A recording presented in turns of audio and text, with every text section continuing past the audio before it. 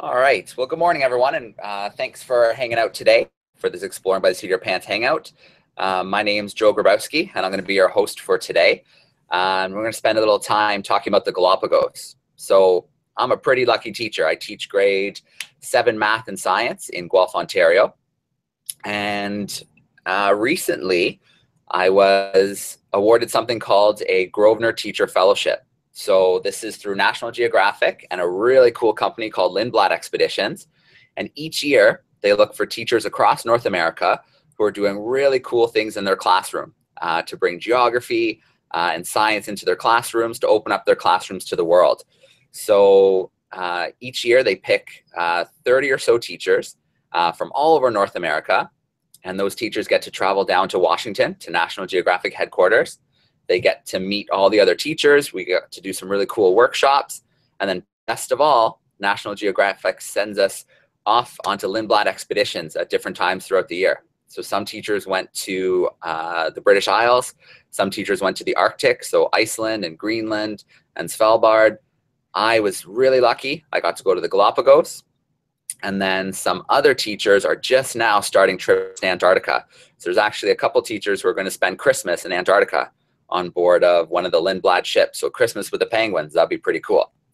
So just to the teachers who are in the classrooms right now, if this is something you're interested in, the applications are open right now for the Grosvenor Teacher Fellowship on the National Geographic website. So you can take a crack at pretty much the coolest professional development experience around. So what I'm going to do today is I'm going to share some of my experience with you guys. But before we do, I'm going to put you guys against each other a little bit. I'm going to introduce each of the classrooms. And after I introduce your classroom, I want to hear you cheer really loud. All right? And then we'll see which classroom cheers the loudest. So let's get that started right now. Our first group is Mr. Southward's grade 5/6s in Cochrane, Ontario. Let's hear your cheer. How's it going? Good. Pretty good. Pretty good. All right. Well, it's great to have you guys joining in. We have Mr. Lloyd's grade 5/6s joining us in Deseronto, Ontario. Let's hear it, guys. How's it going? That was really good, too. Not bad. Good to have you guys joining in. And our last group, Mrs. Work's grade 4/5s are joining us from London, Ontario. Let's hear what you got. All right. All really good. Three-way tie. Too close to call. Good job. All right. So what we're going to do now is I'm going to share my screen. I'm going to share some pictures with you. I'm going to share some video with you from my adventures in the Galapagos on expedition. And then we're going to do some questions after that. I'm also going to share some video. So this is the first time I'm going to try and share some of the 360-degree video where you can look all the way around over Google Hangouts. So you'll have to tell me if it works well when we do that. Okay? So I'm going to share my screen. It's going to take a second. There we go. All right. So you should be able to see my screen now. You should see a map of South America. If you can't, someone just turn on your microphone and let me know, but I think we're good to go. It looks good on my end. All right. So you should be able to see my cursor. Down here is South America. And if you look here, there's a country here called Ecuador. And Ecuador, about 1,000 miles off the coast in the middle of the Pacific Ocean, is the Galapagos, this chain of islands. So we flew into Guayaquil, which is a city of about 4 million people. And then from there, we flew on a smaller plane about 1,000 miles to the Galapagos. And if we move over here, you can see a little bit more of a close-up of the islands. So they're volcanic islands, this archipelago of islands. And basically, over millions of years, there's this hot spot. And the hot spot on the ocean floor is right around here. And over millions of years, lava, liquid rock, has been flowing up onto the seabed. And we know when it cools down, it solidifies into rock. And when that piles up over years and years and decades and hundreds and thousands of years, the islands eventually start to break the surface of the ocean. So the Galapagos over here on the west, these are the young islands. So these islands are still very volcanically active, Fernandina, Isabella, Santiago. And just last year, actually, Wolf volcano on Isabella erupted. And then these islands over here, like Espanola, which is the oldest, and San Cristobal in the east, these are the older islands. They're not volcanically active anymore. So we flew into Baltra, which is this little island here, also called South Seymour. We boarded the National Geographic Endeavour. I'll show you a picture of the boat in a moment. We spent a little time on Santa Cruz, and then up here to North Seymour. We spent time on Rabida. Then we went all the way around to Fernandina, and we made our way along the coast of Isabella and along the back. You can see it's shaped kind of like a seahorse. Spent time on Santiago, Santa Cruz, and then San Cristobal, and this is where we flew back to Ecuador from. So that's the Galapagos. This is the National Geographic Endeavour. So Lindblad Expeditions is the company, and they're partnered with National Geographic. This ship is an expedition ship. It holds 90 people. And if you look along the back, you can see here at the bottom, there's some zodiacs lined up. And then there's more stacked on the back. So there's about maybe 9 or 10 of these zodiacs. And all day long, multiple times a day, we'd hop onto these zodiacs. They'd take us to the islands. We'd hike. We'd go snorkeling. Sometimes we just go along the shore and look for different animals on the shore. And that's how we spent our days. The first island we really visited and spent a lot of time on was North Seymour. And on North Seymour, it's an island of birds. And the really cool thing about the Galapagos is for hundreds of thousands of years, there's been no big predators on the islands. So the animals basically evolved in isolation and have no reason to fear large things like humans. And so you can get really close, and the birds and the lizards, all the animals, the tortoises, just act as if you're not there. They go about their daily business as if humans mean nothing. And so there's the parks there, the national parks say you can't get closer than 6 feet, but oftentimes the animals come a lot closer to you if you just stand still. And sometimes these birds, the boobies, will actually land right on tourists sometimes because they just don't see them as a threat. So this is a blue-footed booby, and you can see that here it has 2 chicks that it's raising. And so the male and female take turns heading out to the ocean. They catch some fish, they keep it in their crop, and then they regurgitate it. So they barf it back up for the fish or the young to eat. And they get this beautiful blue color from pigments from the fish that they eat. And that's pretty special, this blue color, because this is a male blue-footed booby. And when he wants to find a mate, he does something, a little dance. And during this dance, he shows off his blue feet. So this is what he's doing right now. And he's trying to send her a message. He's saying, look how blue my feet are. I can get a lot of food. I'd be the perfect person to raise some chicks with. And the bluer the feet, it's an indicator of how healthy the bird is. So they do this funny little dance where they're showing their feet to the female bird, trying to get her attention so she can see how blue they are. And then they also do this. This is called sky pointing. So they point their tail and beak and wings up at the sky, and they call out when they really think the female's paying attention. So we got to watch this male. He went through his whole dance trying to get the female bird, and she was watching, she was looking, but then in the end she flew away. So obviously his feet weren't blue enough, and he'll have to try again another time. Also on the island, we had frigate birds. And these guys are also called the pirates of the sky, and we're going to get to that in a minute. I'll tell you why. But you can see this is a male bird, and you can tell by this pouch. So normally, it looks like a deflated balloon, really small, little bit of red underneath of the throat. But when it's mating season and the male wants to get the female's attention, he puffs it up full of air and can keep it inflated for 2 or 3 days. And this is like a nice big red target showing just how healthy he is, that he's getting lots of food, that he'd be, again, a perfect choice to raise some chicks with. So they sit up in the trees, and anytime a female bird flies over, he spreads his wings out like this, and he starts calling and shaking to try and get her attention. And we got to watch him doing this for quite some time. Really neat island to walk around. There were baby birds everywhere, and then all the blue-footed boobies. There were sea lions on the shore, all kinds of different species of bird, and even some marine iguanas, but we'll introduce those guys in a moment.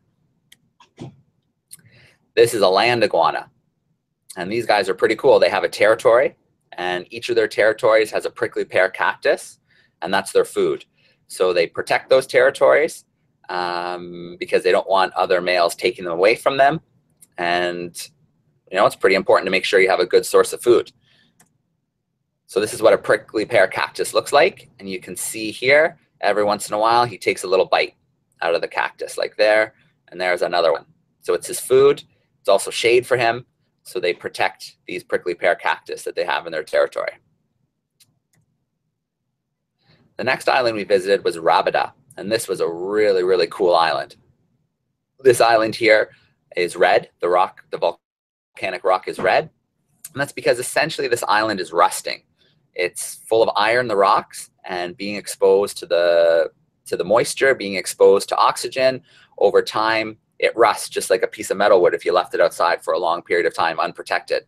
So that's what this color is, this red color in the rocks, is the rusting of the iron in the rocks. So Rabida is a really neat island. You may or may not know that the Galapagos Island has trouble with invasive species. So species that don't belong, that have been introduced to the islands, and they compete with the other animals that actually do belong there. So there was a real problem on this island with rats that got onto the island hundreds of years ago when ships would pass by or ships would dock. Well, the rats would see this as a pretty cool spot to live, and they would eat turtle eggs, they would eat bird eggs, lizard eggs. So a big problem for the animals living on this island. So their solution was to get them off of this island was to poison them.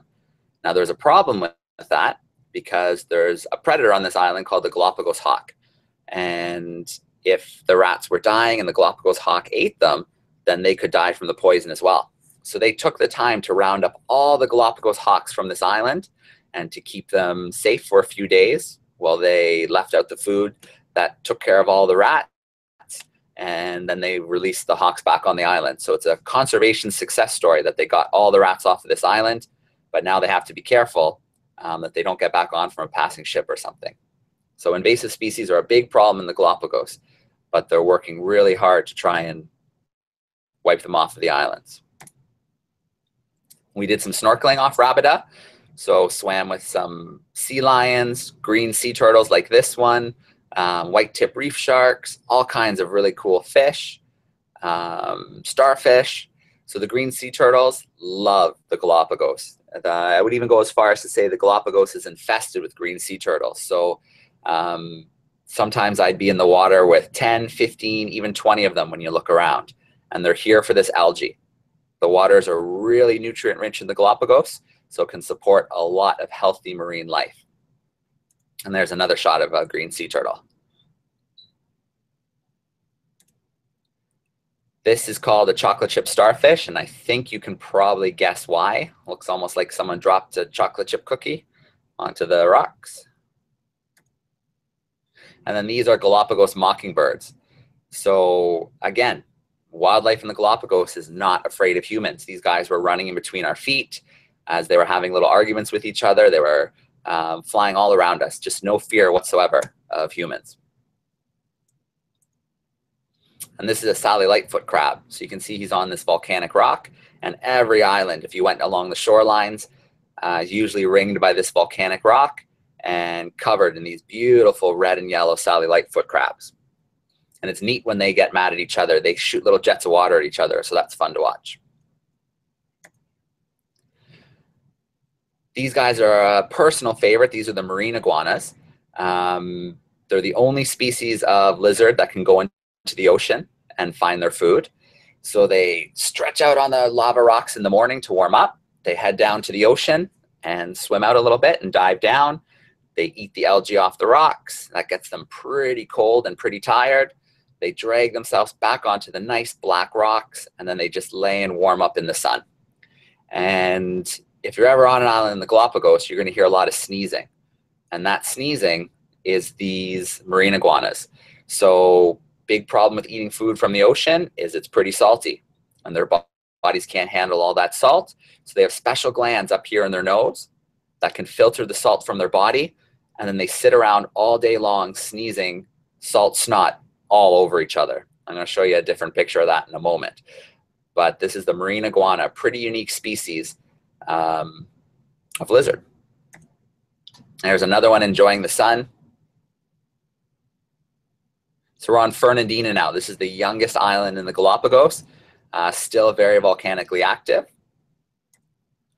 And you can see that the food was so rich this year and this time of the season that the lazy marine iguanas didn't even have to go for a swim deep out into the ocean.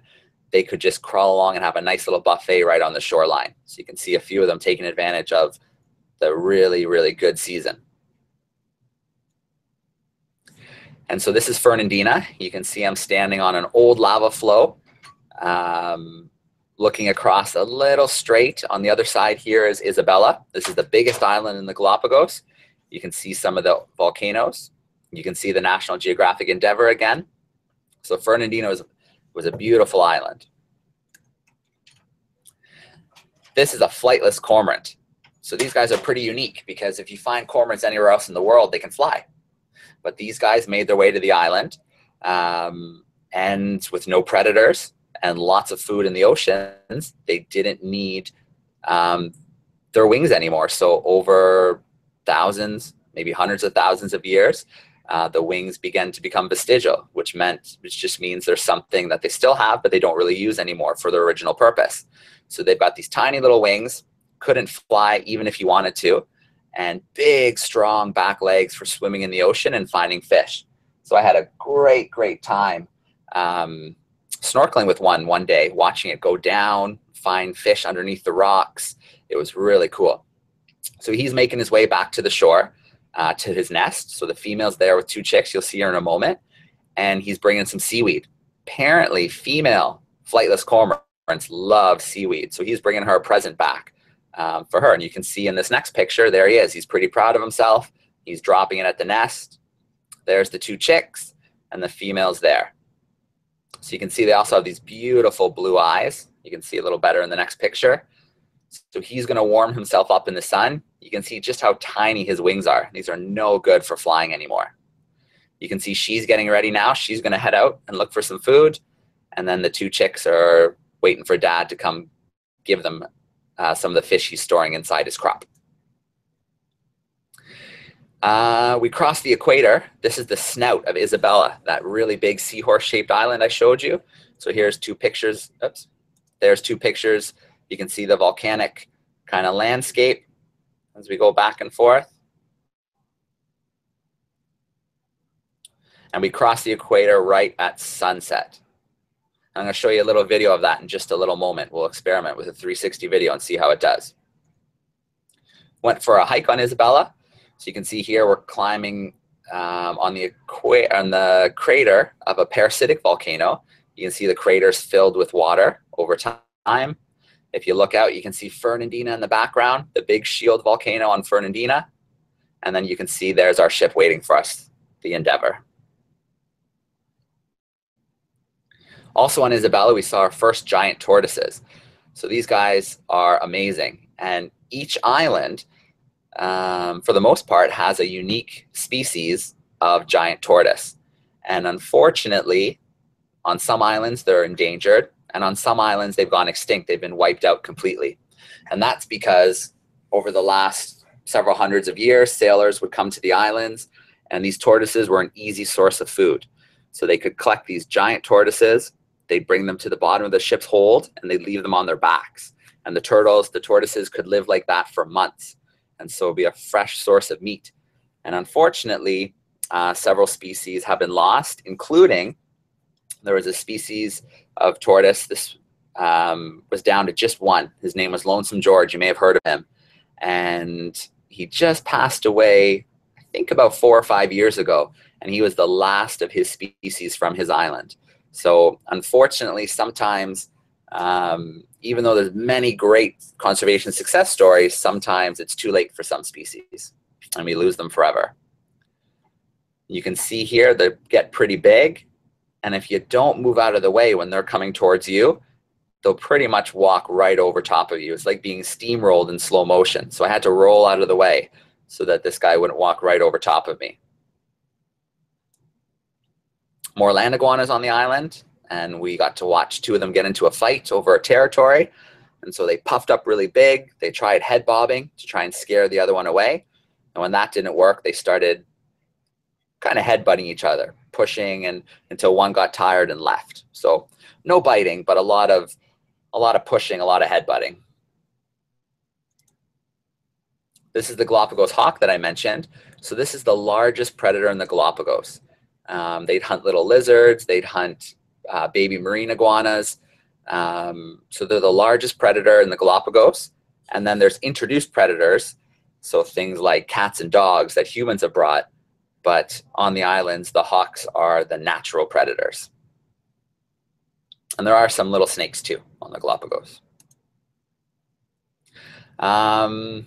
This is Santiago, another island.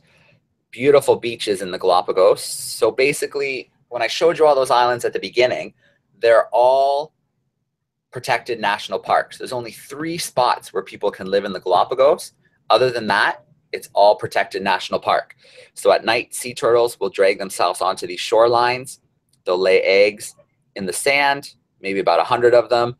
And then a few months later, they'll hatch, the little sea turtles, and they'll make their way back to the ocean to start a dangerous journey to grow up. There's another view from hiking on Santiago. And I like this picture. This is from the beach. It looks like this rainbow started right at the back of the ship and stretches all the way across the sky. This picture here is what happens when you get a little too confident when you're snorkeling. So they have a special boat called a glass bottom boat.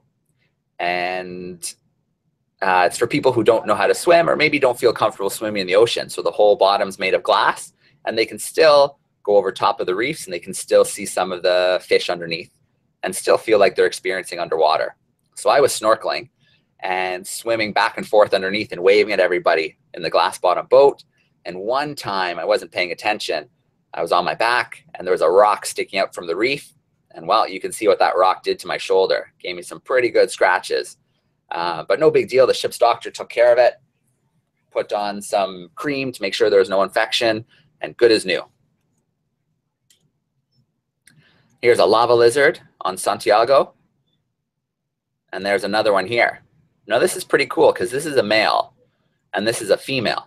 And in many species, especially birds, the male's usually more colorful because he wants to get the female's attention. And then the female wants to be a little bit darker so that she can hide, protect the young a little easier. So it's the opposite for these guys. The male's a little more drab, and the female's got the nice, beautiful orange colors. The sea lions were tons of fun. That was part of my favorite thing about snorkeling in the Galapagos is almost every snorkel, you'd have sea lions, the young ones, pulling on your fins. They like to pop in your face and blow bubbles. They like to do somersaults with you. They're a ton of fun. But sometimes they get into little arguments. You can see these two settling an argument. It looks like he's going to bite him, but actually he's just trying to scare him. He didn't actually bite him, but it looks like he's going to, that's for sure. And then sometimes they're just relaxing. So here the sun's going down, and this is a pup, maybe about a week and a half old, just having a little feed from his mom. Neat thing about the Galapagos is you can find fur seals as well as sea lions. And that's pretty unusual because fur seals usually live in colder areas and the sea lions like the warmer areas. But because there's cold water currents in the Galapagos, both species can survive in the same spot. So that's pretty unique to have fur seals, which like cold environments, and sea lions, which like the warmer, living on the same beaches. Here's the marine iguanas, and like I promised, here's a better sneeze shot. So I'm gonna go back and forth a couple of times. You can see this one right here has just started a big sneeze, a lot of salty snot coming back out, and there it is all over his buddies. So we can go back and forth. There's a marine iguana sneeze. And if you were just sitting on the beach, you would just hear sneezing over and over and over again as they're trying to clear the salt from their bodies. Kind of gross, but you got to get it out somehow. This is Santa Cruz. This is one of the areas where people can live. So this is a town of about 18,000 people. And I don't know about you guys, but I haven't been many places where if you want to go to the bank, you have to step over a sea lion sleeping on the front step. So the wildlife comes right up onto the shore, right into the city. There's even a spot where the fishermen clean their catch and all the sea lion are sitting behind the counter. The pelicans are sitting on the counter, all hoping to get a little bit of a free meal. The Charles Darwin Research Station is there, and they breed species of tortoise to try and release them back into the wild. These guys are called saddlebacks. I think you can see why. They have this uprising in their shell, which lets them have these nice long necks for reaching food that's a little bit higher off the ground. Then we went hiking in the highlands, which were very, very moist because they're higher up on the side of a volcano. So nice and green. And we went hiking through the fields to see the tortoises, the giant tortoises, and they were all over the place. So you can see this one's eating. You can see just how big they are. And this isn't even a big one. They get bigger than this guy. Here's a duck, and it's only about the size of its back leg. So you can see just how big these tortoises are, and they get much bigger than this guy. There's another one eating in the forest. And the last island we visited was San Cristobal. So we went on a nice hike up into kind of the little bit of the foothills. You can see this is the beach where we landed, and we came all the way up, and then we did a little swimming at the end. You can see we're moving through here with a few of the other guests.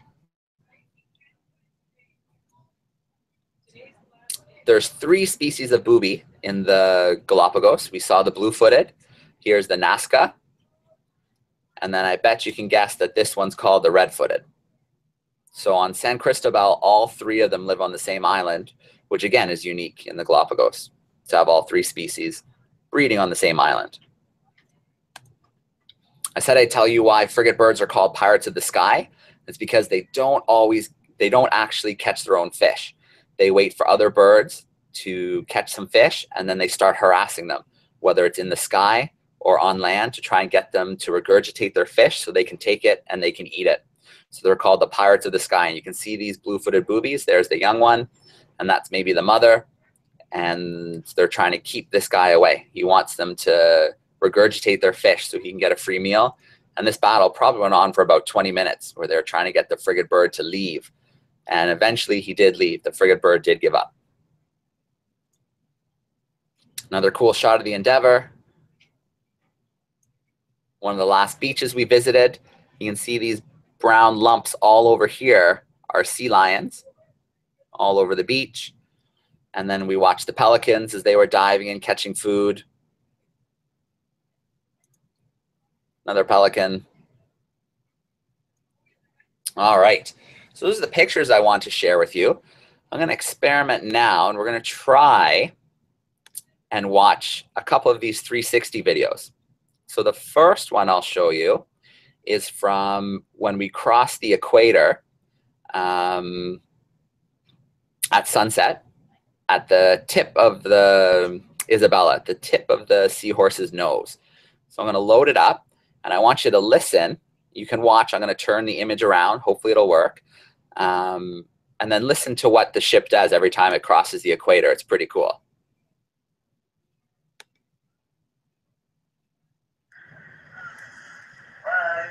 So you can see that they let myself and the other teacher from Alaska, they let us in the crow's nest. We were about 30 feet above the ship. You can see everybody down below us. You can see it's 360. There's the sunset. I can turn all the way around the image. There's the snout of Isabella. You can see me down there with my 360 camera.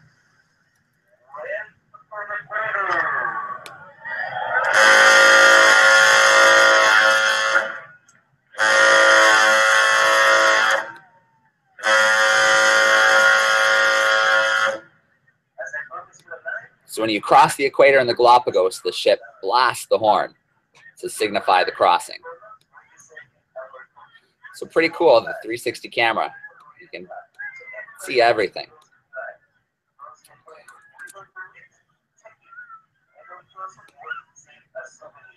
So another cool video, I set it up because I wanted to get a shot of a marine iguana walking by. And then the camera fell over. So I thought, oh, that's no good. The shot's ruined. I'll have to try again. But it actually turned out pretty cool, and I'll show you why. So the camera falls over here.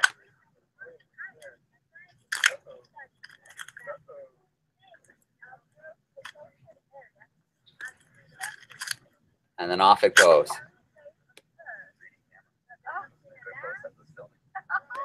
Pretty cool. So you can see us standing. The camera's falling over, so I guess it's a 180-degree camera right now because one of the lenses is covered. But we still got that really cool picture of the marine iguana. And then one more little video, and then we'll go to Q&A. This isn't 360, but this is with some Galapagos sea lions. I'll give you guys a little taste of what it's like to snorkel with the Galapagos sea lions. I'll tell you right now, it's a lot of fun. I'm gonna fast forward just a little bit to where he's playing. There we go.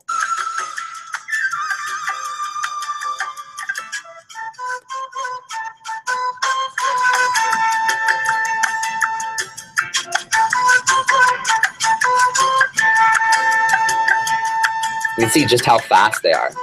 Really fast. Hard to keep up with.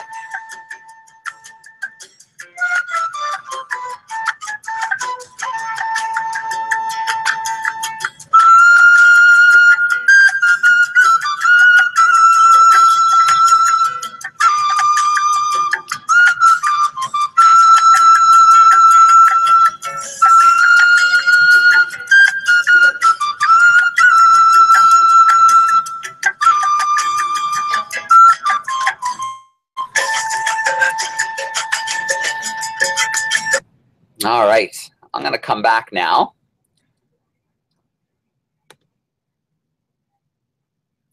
There we go. And I'm going to grab some questions. So I hope those videos played okay. It can be hit and miss sometimes with Google. But if they didn't, your teachers can show you them on our YouTube page. You can find all those videos if you want to check them out afterwards. So let's jump to Mr. Southward's class to start. And I'd love to take some of your questions if you have some. Yeah, of course. I decided not to. You decided not to.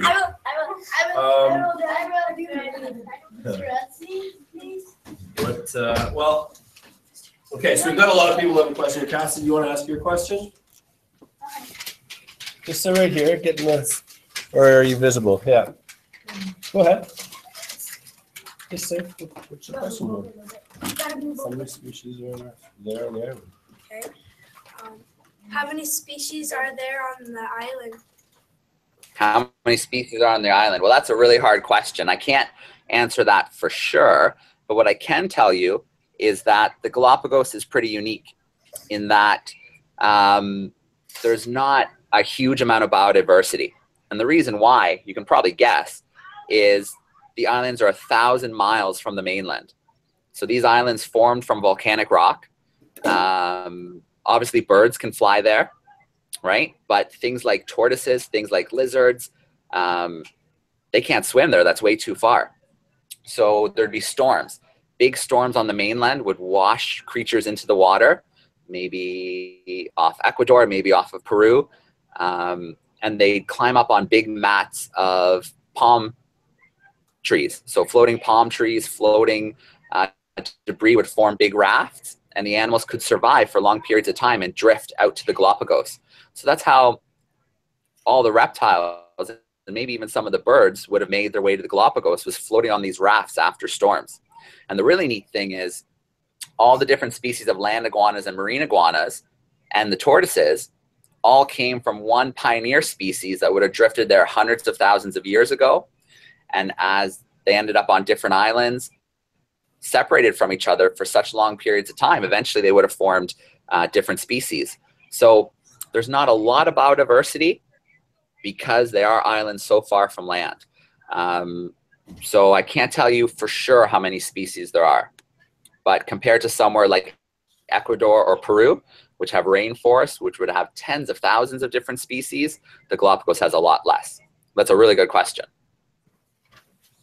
Doesn't that answer my question? All right, thanks, Cassidy. Yeah, Ashton has a neat one. What does Galapagos mean? Yeah. Did you hear that? What does Galapagos mean? Yeah. What does Galapagos were you mean? saying? What does Galapagos mean? Yeah. That's a really good question. And in fact, I don't think that came up on the trip. So right now, with the power of the internet, I'm going to find out for you. What does Galapagos mean? So there's legends that say Galapagos is a Spanish word meaning saddle. And then there's another thought that it also means tortoise in Old Spanish.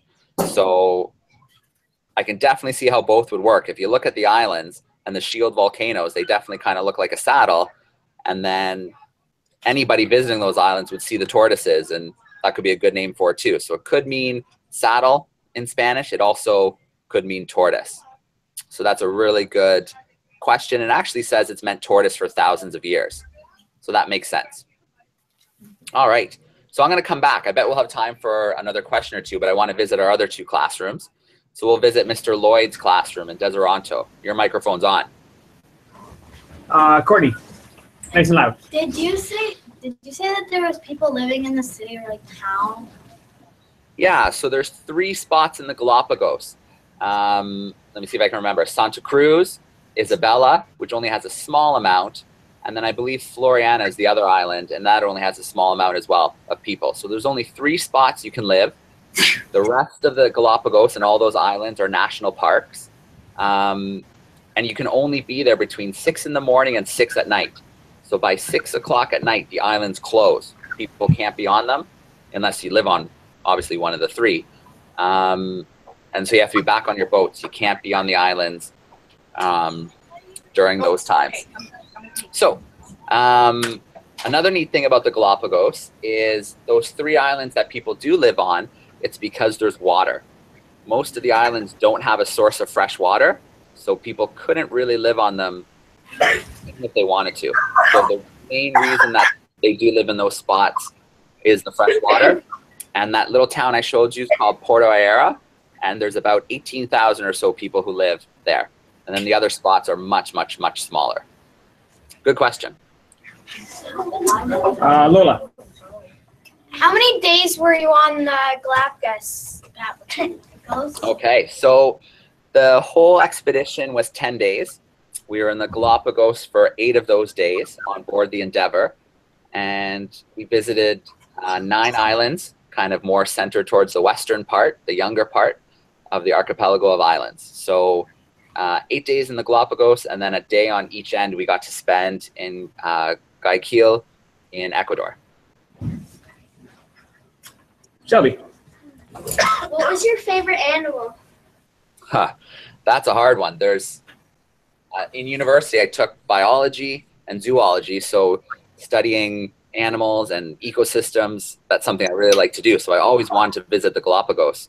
But I'd have to say that I was most excited about seeing the giant tortoises. I'd read about them for a long time, seen lots of really cool pictures.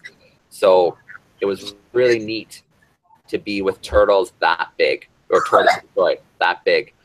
And yeah, it was to be able to get so close and get such cool pictures and video was pretty special. And then the sea lions, I knew they'd be a lot of fun, but once you got in the water with them, they'd sneak up on you and blow bubbles in your face. They'd try to pull your fins off. They'd like to do somersaults. So if they ever swam away and you wanted them to come back, you just have to dive down and start doing somersaults, and they can't resist. They're so playful. They come right back, and they want to do those somersaults with you. So actually, I should ask you, did the 360 videos work okay? Could you see them? Yeah. Yeah? Perfect. Good. So yeah, those were some of my favorites. I'm going to jump to our 3rd classroom and give them a chance for a couple questions, and we'll swing back. I bet we can probably do one more question from each classroom. All right. Mrs. Works Group. You're right. You got a question? Did you see a whale hammerhead shark? Did I see a hammerhead shark? And was that a whale too? No, A real hammerhead shark. A real hammerhead shark. Okay.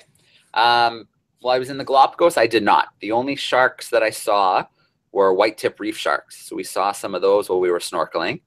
But I will tell you, March break, 2 years ago now, I was in a place called Bimini. And Bimini are two small islands in the Bahamas. And I'm a scuba diver, so I spent a lot of time diving with the sharks in Bimini. So nurse sharks, Caribbean reef sharks. But the highlight, I spent 6 hours over a few days diving with the great hammerhead sharks. And these sharks can be 10, 12 feet long and even longer. So I got to spend a whole bunch of time in the nice, beautiful, clear water with the great hammerhead sharks. So I have seen hammerhead sharks. I've even had to push them over top of me with a little piece of white piping when they got too close. So maybe I'll show you a picture of that right at the very end, but I have seen the hammerhead sharks. Yeah, Wow. good question. Michaelan? How many endemic species did you see? We were learning about the endemic species. She wondered how many endemic species did you see? Sure, that's a great question. So that's really cool. Endemic species are species found nowhere else in the world, just in one spot. And the Galapagos, being islands so far from land, they are a great spot for seeing endemic species. So all the tortoises that I saw were endemic species. The flightless cormorants are endemic species. The land iguanas, the marine iguanas, those Galapagos mockingbirds that I showed you are all great examples of endemic species, species you wouldn't find anywhere else. And you know, even though the islands, if you were to stretch and measure, you know, from the east to the west, it's only just over 100 miles in distance across all the islands. But each island usually has a unique species of mockingbird, a unique species of marine iguana, a unique species of giant tortoise, even though they all came from a pioneer species, the same one that drifted there, you know, thousands, hundreds of thousands of years ago. Because they're separated by these bodies of water, by the ocean, little changes build up and you have different species on the different islands. So there's endemic species endemic to individual islands in the Galapagos that are related to species of tortoise, say on the neighboring island. So really cool islands and a really good question about endemic species. I'll let you guys go with one more and then we'll visit the other classrooms one more time. Just got a good question. Eric?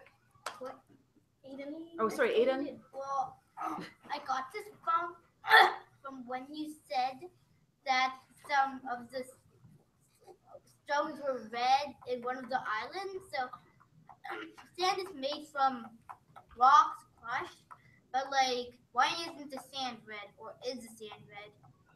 That's a good question. And in fact, you're absolutely right. The sand is red on Rabida.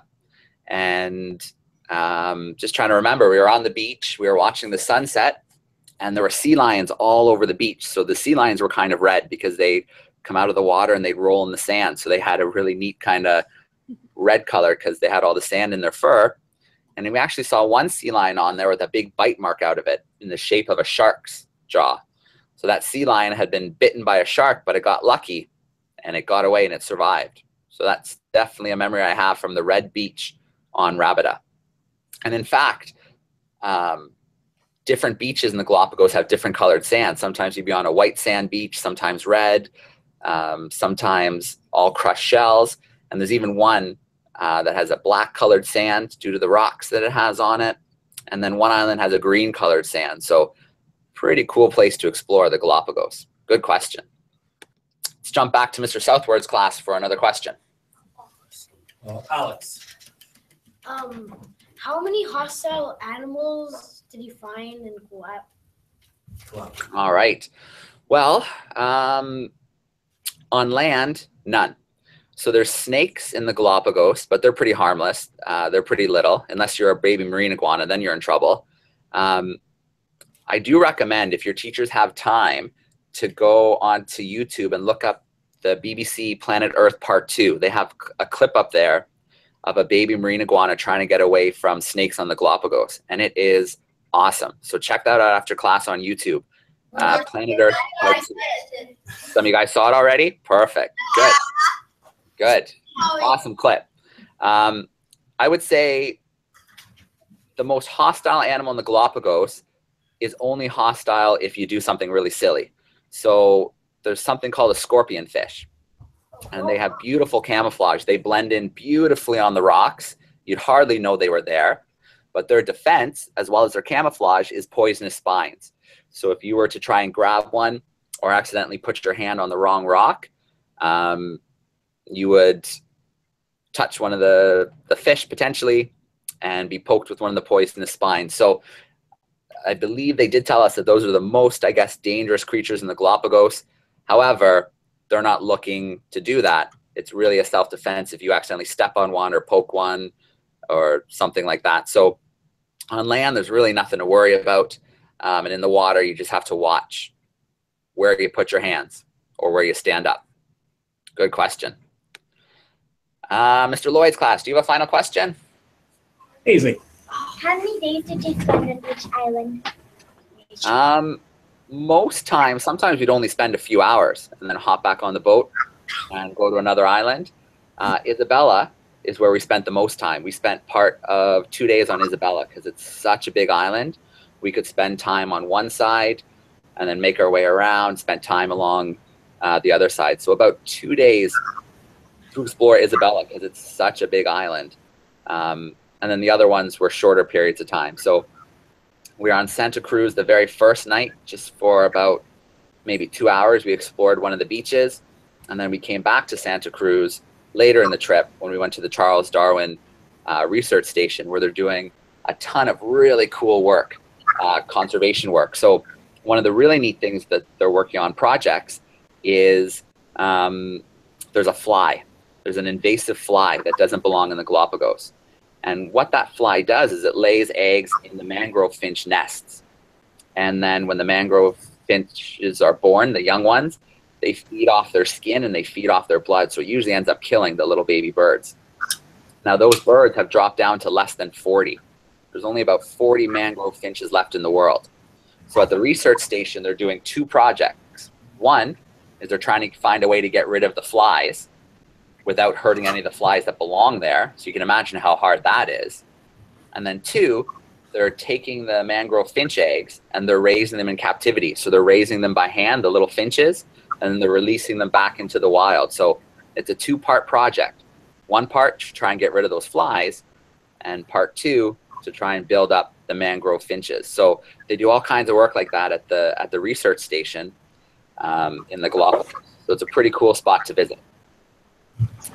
And then Mrs. Works, I'll give your class one more to wrap things up if you guys have one. Okay, Nolan, listen loud. What's your best memory? Huh. That's a good question. And I usually answer this when someone asks me what my favorite island was, and that was Fernandina. Because if you can imagine, I was standing on the old lava rocks, the black rocks, right by the ocean. There were hundreds of marine iguanas all around me on the rocks, laying in the sun. There was the flightless cormorant nest on one side. There were some Galapagos hawks sitting up in a tree. I could look across the water and see the volcanoes of Isabella. There were sea lions wrestling on the shore. And then looking out on the water, there were marine iguanas swimming back and forth. And then there was probably 13, 14 sea turtles just bobbing on the surface, just breathing before they go back down to look for some more food, some more algae on the rocks. So that moment, I always think about that moment when I think about the Galapagos, just surrounded by all those amazing species, endemic species. You find nowhere else a lot of them. Looking at the volcanoes, looking at the ocean, beautiful warm sun on the equator. That was my favorite island, and I think definitely one of my favorite moments from the trip. So yeah, absolutely. Fernandina. So I hope you guys enjoyed hanging out today. And I know you probably have a bunch of more questions. If you do, your teachers, feel free to send me some more via email, and I can answer some more questions that way. You can check out those videos I showed you. They're up on the Exploring by the Seat of Your Pants website. If you haven't checked out that BBC Earth video, the Planet Earth Part 2 with the snakes and the marine iguana. It is a crazy video. It's great. Yeah, other than that, I hope you guys have a great holiday season. Thanks for hanging out. I'll turn the microphones on so you guys can say goodbye. Because I've actually got to run. I have to teach science in my class now. They're just coming in from recess. But thanks so much for hanging out with me today, guys. I had a good time.